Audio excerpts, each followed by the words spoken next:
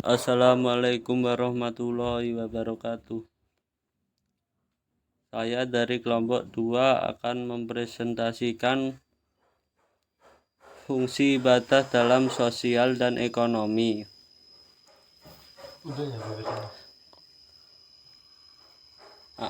Anggota kelompok Muhammad Taiful Ulya, NIM 2121229. 2 Oktaviana Restari, NIM 2121230. 3 Muhammad Ali Sodik, 2121231.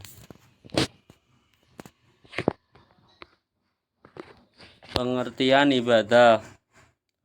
Ibadah berasal dari perkataan bahasa Arab yang berarti ketaatan, penghambaan, dan penyembahan atau pengagungan. Sedangkan menurut syarah atau terminologi, ibadah mempunyai arti sebagai berikut. 1. Melaksanakan perintah Allah melalui lisan para rasulnya. 2. Merendahkan diri kepada Allah Subhanahu wa Ta'ala Azza wa Jalla. Quran Surat Fatir ayat 10. 3. Ibadah adalah sebutan yang mencakup seluruh apa yang dicintai dan diridai Allah Azza wa Jalla, baik berupa ucapan atau perbuatan yang zahir maupun yang batin.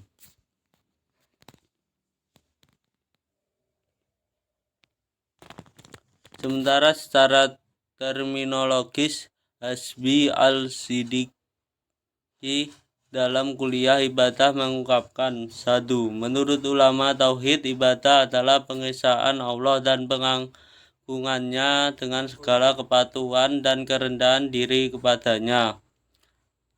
2.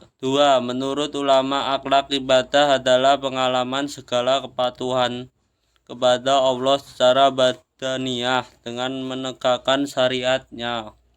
3. Menurut ulama tasawuf, ibadah adalah perbuatan mukallaf yang berlawanan dengan hawa nafsu untuk mengagungkan Tuhannya. Sedangkan menurut ulama fikih, ibadah adalah segala kepatuhan yang dilakukan untuk mencapai ridha Allah dengan mengharapkan pahalanya akhirat. 4. Menurut jumhur ulama, ibadah adalah nama yang mencakup segala sesuatu yang disukai Allah dan yang diridhai. Fungsi ibadah dalam sosial dan ekonomi. Fungsi ibadah dalam aspek sosial dan ekonomi, Al-Quran telah mempopulerkan berbagai bentuk ibadah selain ibadah wajib, sholat, zikir, dan berkaitan dengan ibadah adalah amal soleh memberi manfaat secara individual. Namun ada amal soleh bermanfaat bagi pelaku sekaligus bermanfaat bagi orang lain. Hal tersebut adalah amal kemasyarakatan, seperti halnya membuka lapangan pekerjaan baru, membebaskan orang dari kebodohan, keterbelakangan, kemiskinan, dan menolong orang yang sedang berada dalam kesulitan. Fungsi ibadah yang berkaitan langsung dengan kemasyarakatan, dan hal ini dijabarkan menjadi 2 fungsi. 1. Fungsi ibadah dalam aspek sosial. Ibadah ritual adalah ibadah yang dilakukan seorang yang memanfaatkan akan kembali kepada dirinya sendiri. Ibadah sosial mempunyai fungsi ganda, yaitu untuk dirinya sendiri dan juga untuk orang lain. Tak heran menurut ajaran agama Islam, tingkatan fungsi ibadah sosial lebih tinggi daripada ritual.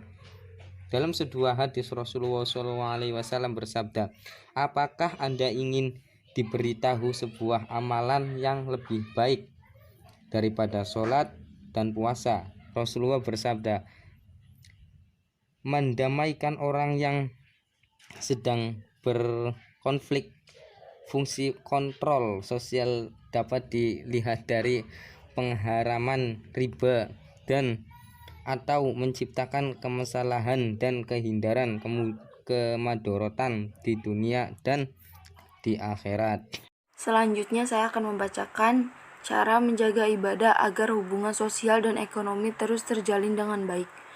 Untuk mengerjakan atau melaksanakan ibadah tersebut memerlukan persiapan dalam lahir maupun batin, agar dalam melaksanakan ibadah di dalam agama Islam setiap waktu ke waktu maka akan semakin meningkat. Dan di dalam menjalankan atau melaksanakan ibadah ini ada beberapa upaya yang dapat dilakukan agar ibadah yang dikerjakan semakin berkualitas. Yang pertama adalah ibadah dengan khusyuk dalam menjalankannya. Dalam kata khusyuk ini adalah sebuah kondisi kejiwaan yang sedang terpaut kepada Allah Subhanahu wa taala, dapat menyadari dan dapat merasakan atas kehadiran Allah Subhanahu wa taala. Karena bagi seorang muslim menyadari bahwa seluruh pekerjaan dan perbuatan akan selalu dalam pengawasan Allah Subhanahu wa taala. Selanjutnya, ibadah dengan kecintaan, yaitu menjalankan suatu ibadah sangatlah memerlukan yang namanya kerinduan dan kecintaan.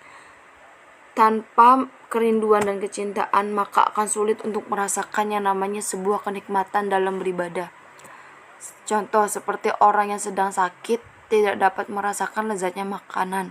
Maka dari itulah yang dapat ditempuh untuk memperoleh kenikmatan beribadah.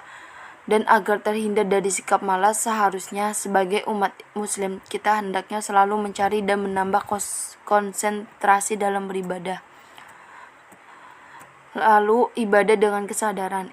Ibadah dengan kesadaran ini yaitu mengandung bahwa ibadah yang dilakukan di kerjaan tidak ada unsur paksaan dalam dirinya. Bisa juga melaksanakan ibadah ini tersebut paham dan tahu terhadap apa yang dia lakukan dan dia kerjakan. Contoh orang yang mabuk sedang tidak sadarkan diri, maka apapun yang dilaksanakannya di luar kontrol akal pikiran yang dilakukan. Oleh karena itu, Allah melarang orang yang mabuk tidak sadarkan diri untuk melaksanakan atau mengerjakan ibadah atau sholat seperti yang tertera dalam ayat suci Al-Quran. Yang artinya, hai orang-orang yang beriman, janganlah kamu sholat sedang kamu dalam keadaan mabuk, sehingga kamu mengerti apa yang kamu katakan. Quran Surat An-Nisa ayat 43. Lalu ibadah secara sembunyi. Ibadah secara sembunyi ini di mana kita melaksanakan dan mengerjakan ibadah secara sembunyi. Merupakan totalitas ibadah dan melepaskan segala perbuatan. Lalu ibadah secara sembunyi. Ibadah secara sembunyi ini di mana kita melaksanakan dan mengerjakan ibadah secara sembunyi. Merupakan totalitas ibadah dan melepaskan segala perbuatan baik maupun buruknya di hadapan Allah Subhanahu wa taala, sehingga ibadah bukan untuk memperoleh pujian dari orang lain. Sebagaimana sabda Rasulullah SAW yang artinya, sesungguhnya sholatku, ibadahku, hidup dan matiku adalah kepunyaan Allah yang menguasai sekalian alam. Hadis riwayat Muslim. Lanjut, ibadah dengan ikhlas. Ibadah dengan ikhlas ini sebuah ibadah, kegiatan yang melaksanakan dan menjalankan suatu ibadah tidak hanya dikerjakan dengan sia-sia, tetapi memiliki nilai sebuah keikhlasan dalam beribadah bukan hanya diperoleh dengan tiba-tiba, namun akan tetapi memerlukan upaya dan perjuangan secara terus-menerus. Seperti kewajiban untuk menjalankan sholat 5 waktu. Pada awal kali menjalankan sholat 5 waktu ini terasa berat dan bisa jadi akan menambah beban, bahkan bisa juga sebagai penghambat setiap aktivitas sehari-hari. Hal ini akan hilang apabila dilaksanakannya secara terus-menerus dan ditambah juga dengan ibadah sholat sunnah rawatib dan sunnah lainnya. Maka sholat pun tanpa kita sadari akan menjadi kebutuhan, dan apabila dilaksanakan dan dikerjakan dengan penuh keikhlasan, ibadah pun dikerjakan hanya semata-mata karena Allah Subhanahu wa ta'ala, sebagai firman-Nya dalam Al-Quran. Qul innama anna basyarum mislakum yuha ilayya annama ilahukum ilahu wahid faman kana yarju liqa'a rabbih falyamal amala sholihan wa la yusyrik bi'ibadati rabbih ahad. Yang artinya, barang siapa yang mengharapkan perjumpaan dengan Tuhannya, maka hendaklah ia mengerjakan amal soleh dan janganlah ia menyekutukan sesuatu pun dalam beribadah kepada Tuhannya.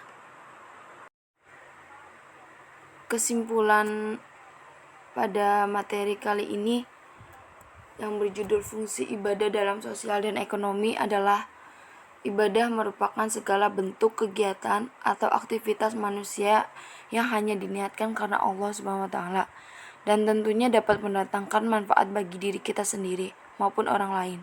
Seringkali kita memandang bahwa ibadah itu hanyalah sholat, puasa, ataupun zakat, tanpa kita sadari hal-hal kecil yang sering kita lakukan yang dapat mendatangkan manfaat jika kita niatkan hanya karena Allah sebenarnya sudah bernilai ibadah, misalnya mengambil kunci untuk membuka ruangan kelas dan lain-lain. Ibadah di samping merupakan sikap diri yang pada mulanya hanya ada dalam hati juga diwujudkan dalam bentuk ucapan dan perbuatan. Sekaligus cermin ketaatan kepada Allah SWT. Ibadah mendatangkan banyak manfaat. Salah satunya adalah bermanfaat bagi sosial dan ekonomi yang digunakan atau dipraktikkan dalam kehidupan sehari-hari. Ibadah tiap hari harus ditingkatkan lebih baik lagi dengan mengikuti aturan-aturan yang sudah tertera, yang sudah tertulis pada zaman dahulu. Maka dengan itu hidup kita akan damai dan sejahtera. Kalau kita mengikuti aturan-aturan Allah dan menjauhi larangan-larangannya. Terima kasih, cukup sekian. Wassalamualaikum warahmatullahi wabarakatuh.